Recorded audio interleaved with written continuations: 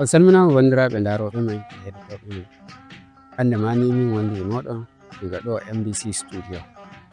E ɗe balɗe woodi hundeeji ɗuɗɗi atakeeji ɗi min jaɓi ɗi ɗum lildi men e dow wiigo fulɓe woɓɓe ɗum wallita ɓe yahgo diina goɗɗum ɓe acca laawol ngol ɓe roni yahgo diina feere. Ngam ma non ɓe ndaaro ko miijiɗaa ɗo ɗo.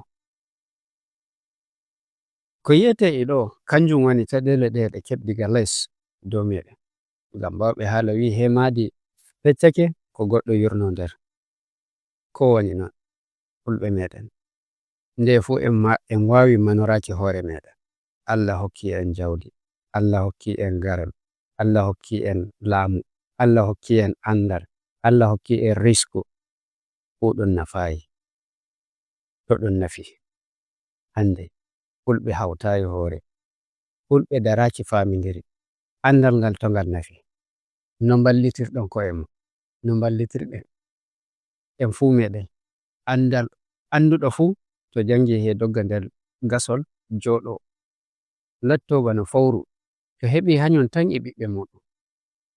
Nden bo ta yejjutu wiigo bawɓe haala wi ta yi waare maɗa nangi hiite, woɓɓe e yi'a kawti wujonde maɗa ndiyam. Na non, ko ngujon ndiyam njehe kawton wujanon ndenɗa e ndiyam ngam faɗɗon hiite ngel ɗon. Ngam ma non kanjum waɗi yimɓe meɗen ɓe ladde ɓe hoolataako en.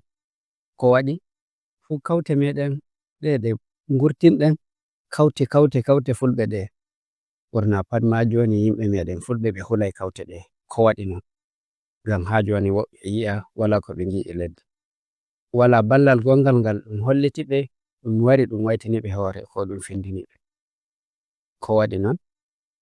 To ha ɗum wallitire andal meɗen to nafi en wallitayi ɓe ngam wiigo andal hangal wurtinta lenyol fuu manginta lenyol tawnanta nder. Ngam non ma ni wiigo wala gongal ballal getal ngal ɗum waɗanta lenyol ngol. Kanjum ma waɗi woɓɓe fulɓe yi'ata hamɓe ɓe faamayi. Ɓurna ma yigo emin nasta emin ndaara no fulɓe ɓe woniri, a tawai woɓɓe ɗum wari ɗum waɗani ɓe nyawtirdu e ɗum wallita ɓe e nyawu nangi goɗɗo ɗum wallitai ɗum na he e yoɓi ceede, ɗum wallitai ɓe e haala ndiyam. Hande e jango he ngi'a goɗɗo fuɗɗi innuki goɗɗum ko o wawi ko royayi. Ngam ma kanjum waɗi ɓurna woɓɓe accata ko ɗum roni diina ɗum ɓe roni yahgo diina feere.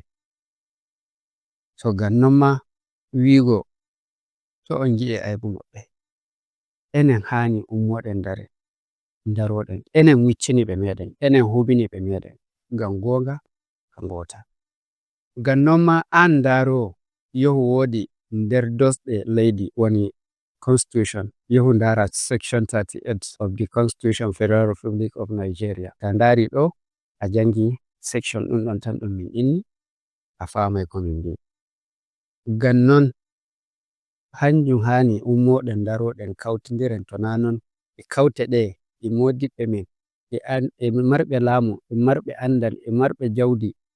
Ngam non dole he to ɗum darake ɗum hawti e kawte ɗe e enen fuu.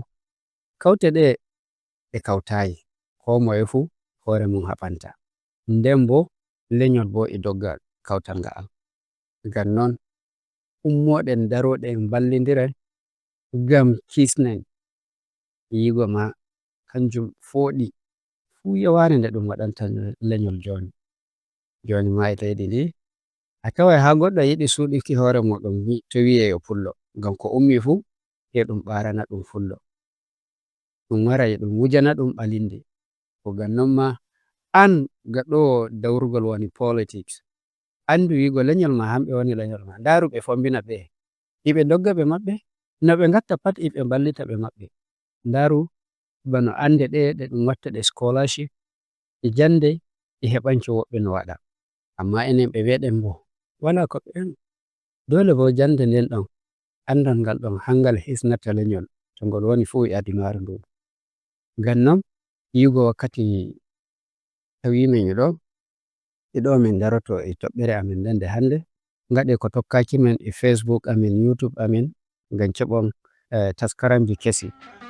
min wonduɗo e moɗon daga ɗo MBC studio e tana mo gollidai mi Aminu Umar Maɗaci ɓe gollidai mi mbiyami fa yeso to Allah yari yonki jarama.